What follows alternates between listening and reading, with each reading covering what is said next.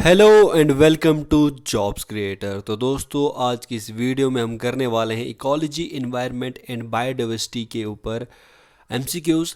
तो आप इस सेशन में हमारे साथ बने रहेंगे आखिर तक। यह आपके फाइनेंस अकाउंट असिस्टेंट के एग्ज़ाम के लिए बहुत ही ज़्यादा इंपॉर्टेंट वीडियो होने वाला है। आपके GK with reference to J and K के सेक्शन में ये जो पहला सेक्शन है आपका, उसमें ये इंपॉर्टेंट टॉपिक रहता है आपके सिलेबस में, इकोलॉजी, एनवायरनमेंट एंड बायोडाइवर्सिटी। तो इस पर जो है टॉप एमसीक्यूज़ लाए हैं। ये हमारा पार्ट 2 है इस वीडियो का। पहले भी एक पार्ट आ चुका है इस वीडियो का, अगर किसी ने वो नहीं देखा है तो वो भी आप देख सकते हैं। तो चलिए क्वेश्चन नंबर 1 से स्टार्ट करते हैं। हमारा पहला क्वेश्चन है, the Orang national park ONP is located in which state. Orang national park किस स्टेट में है? मणिपुर, मिजोरम, त्रिपुरा या फिर असम? आपको जल्दी से बताना है इसका answer. Orang national park located है असम में।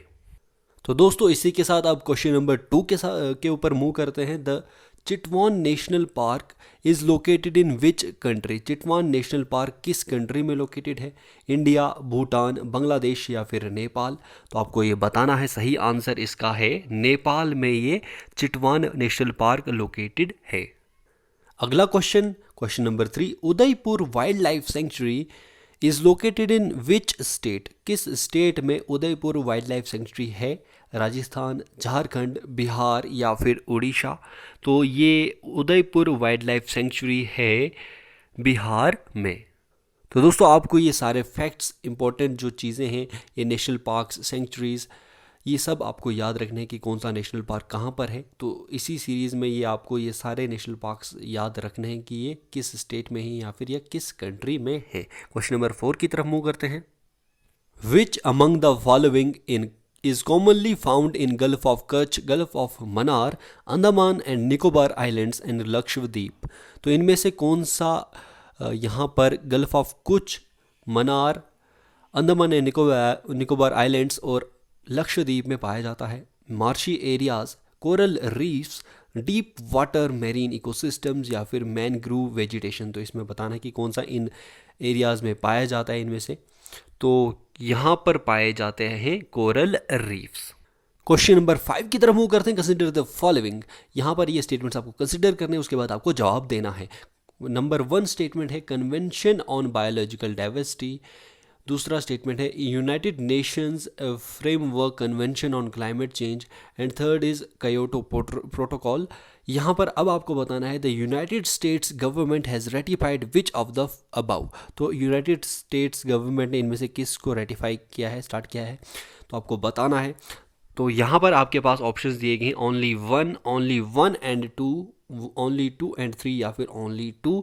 तो इन स्टेटमेंट से आपको बताना कि कौन सा सही है।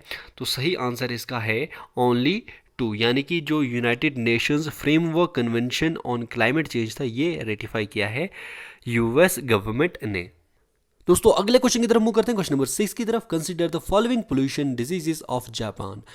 तो आपको ये कंसीडर करना है जापान में जो कुछ पोल्यूशन से रिलेटेड डिजीज़ हैं, जैसे कि पहला है मिनीमाटा डिजीज़ और सेकंड है इटाई डिजीज़। अब आपको बताना है which among the following is the correct set of causing agents of this disease. तो आपको बताना है कि correct set of causing agent क्या था इन डिजीज़ का, मिनीमाटा डिजीज़ और इटाई डिजीज़ का रिस्पेक्टिवली आपको बताना है। तो यहाँ पर ऑप्शंस हैं मरकरी, आर्सेनिक, मरकरी कैडमियम या फिर आर्सेनिक मरकरी। तो सही आंसर आपको बताना है। जल्दी से आप इसका सही आंसर बताएंगे।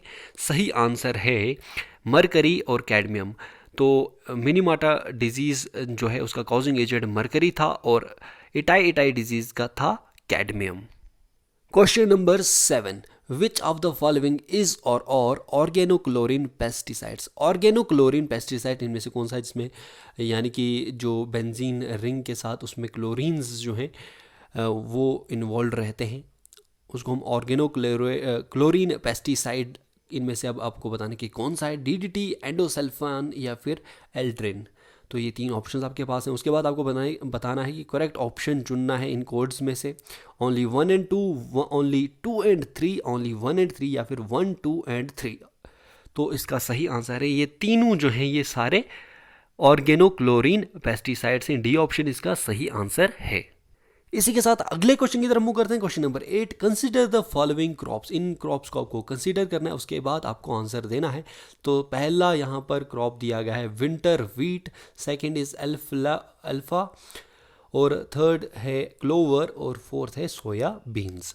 तो इन 4 क्रॉप्स को आप कंसिडर करेंगे, उसके बाद आपको बताना है कि which of the above can be used as green manure. तो इनमें से कौन सा ग्रीन मैन्योर के तौर पे इस्तेमाल किया जाता है। ओनली 1 2 3, ओनली 2 एंड 3, ओनली 2 3 4, या फिर 1 2 3 एंड 4 सारे। तो दोस्तों ये जो क्रॉप्स हैं ये सारी जो हैं ये ग्रीन मैन्योर के तौर पे इस्तेमाल होती हैं। ये जो ग्रीन मैन्योर होता है ये सिर्फ सॉइल की क्वालिटी को इम्प्रूव करता है, क्योंकि ये जो सारे क्रॉप्स हैं ये नाइट्रोजन फिक्सेशन के लिए बहुत ही ज़्यादा इम्पोर्टेंट रहते हैं। ये नाइट्रोजन फिक्सेशन करते हैं, जिसकी वजह से जो सॉइल की क्वालिटी रहती है वो इम्प्रूव हो जाती है, और बाकी क्रॉप्स को भी यहाँ पर उगने के लिए इस्तेमाल किया जाता है। ये इसलिए इसको यहाँ पर ग्रीन मैन्योर के तौर पे इनको इस्तेमाल किया जाता है। क्वेश्चन नंबर 9 की तरफ यहाँ पर हमारे पास क्वेश्चन नंबर 9 आ चुका है। Which of the following have been held responsible for fast decline in sparrow population. तो स्पैरो पॉपुलेशन की डिक्लाइन के लिए इनमें से कौन सा जो स्टेटमेंट दिया गया है नीचे, कौन सा रिस्पॉन्सिबल है। तो यहाँ पर 3 स्टेटमेंट्स दिए गए हैं। पहला यहाँ पर दिया गया है wide spread use of pesticides, pesticides का बहुत ज़्यादा यूजेज से स्पैरो पॉपुलेशन डिक्लाइन हुआ है। या फिर सेकंड ऑप्शन दिया गया है increase in population of cats, cats की पॉपुलेशन में इंक्रीज़ होने की वजह से स्पैरो पॉपुलेशन कम हुई है। और उसके बाद थर्ड ऑप्शन है रैम्पेंट यूज़ ऑफ सेलफोन्स के यूजेज से भी स्पैरो पॉपुलेशन कम हुई है। Select the correct option from the given codes below, 1 and 2, 2 and 3, 1 and 3, या फिर 1 2 एंड 3 ऑल। तो सही आंसर है तीनों जो चीज़ें हैं, तीनों स्टेटमेंट्स इसके लिए रिस्पॉन्सिबल हैं। जो पेस्टिसाइड्स का यूज़ हो, चाहे सेलफोन्स का यूज़ है, नेटवर्क्स से जो स्पैरोज़ अपनी डायरेक्शंस हैं वो भूल जाती हैं, और उस वजह से भी इनका डिक्लाइन बहुत ज़्यादा हुआ है। कैट्स की पॉपुलेशन के इंक्रीज़ के होने के कारण से भी इनका डिक्रीज़ हुआ है। तो क्वेश्चन नंबर 10 की तरफ मूव करते हैं। क्वेश्चन नंबर 10 हमारे स्क्रीन के ऊपर आ चुका है। Eco sensitive zones in India. यहाँ पर इको सेंसिटिव जोन्स दी गई हैं। यहाँ पर इसके बारे में आपको बताना है कि इको सेंसिटिव जोन्स यहाँ पर उससे रिलेटेड ये कौन रेगुलेट करता है, या फिर कुछ चीज़ें जो दी गई हैं वो आपको बतानी है। Eco sensitive zones in India are, पहला दिया है are regulated under wildlife protection act 1972। Second है eco sensitive zones in India don't allow any human activity within them.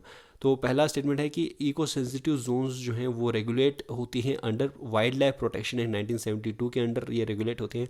और सेकंड यहाँ पर दिया गया है कि ये इको सेंसिटिव जोन्स जो हैं इंडिया में, यहाँ पर कोई भी ह्यूमन एक्टिविटी इनके अंदर अलो नहीं है। अब आपको इनमें से करेक्ट कोड बताना है कि इनमें कौन सा सही आंसर बनेगा। ओनली 1, ओनली 2, बोथ 1 एंड 2, या फिर नाइदर 1 नॉर 2।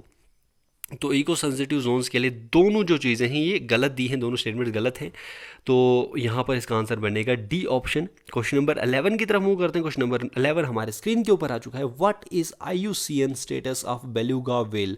बेलुगा वेल जो होती है उसका IUCN status red data book में ये क्या स्टेटस रहता है इसका।